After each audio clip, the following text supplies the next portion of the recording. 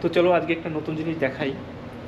যে জিনিসটা হচ্ছে আমাদের যে সমুদ্রের জল কতটা গভীর, আর সেই গভীর আমরা কি করে ক্যালকুলেট করি, আমরা কি করে বুঝি যে এইখানে সমুদ্রে এতটা জল রয়েছে আর এই জলের মধ্যে দিয়ে আমরা কত জলের মধ্যে দিয়ে আমরা যাচ্ছি, সেটা দেখার জন্য আমাদের জাহাজে রয়েছে ইকো সাউন্ডার।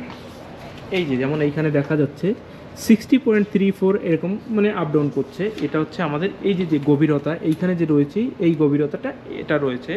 যদি এটা আমরা ফুট হিসেবে ক্যালকুলেট করি 200 ফুটের মতো হবে। আর এখানে যখন আমরা সমুদ্রের মানে যখন গভীর সমুদ্রে যাই, এখন আমরা কিনারের কাছাকাছি রয়েছি তাই এত কম, যখন গভীর সমুদ্রে যাই তখনও আমরা এটা দিয়েই আমাদের গভীরতা ক্যালকুলেট করা হয়। আর এটা কি করে ক্যালকুলেট করে ইকো সাউন্ডার? ইকো সাউন্ডার হচ্ছে আমাদের জাহাজের একদম নিচে একটা ইকো সাউন্ডার লাগানো রয়েছে।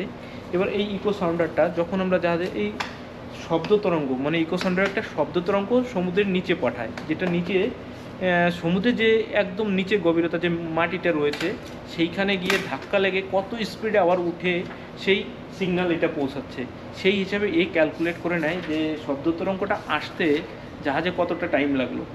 তখনই তো এই মেশিনটায় মানে ইকো সাউন্ডারটা বুঝতে পারে যে এতটা জল বা এতটা গভীরতা এখানে রয়েছে। তো এইভাবেই মানে প্রতিটা জাহাজে এটা থাকে। এটা সমস্ত জাহাজেই, হয়তো আগের পুরনো জাহাজে হয়তো থাকতো না, আমি জানি না, বাট আমি যখন থেকে এসেছি তখন দেখেছি এই ইকো সাউন্ডারটা। তো এই ইনফরমেশনটি কেমন লাগলো অবশ্যই কমেন্ট করে জানাবে।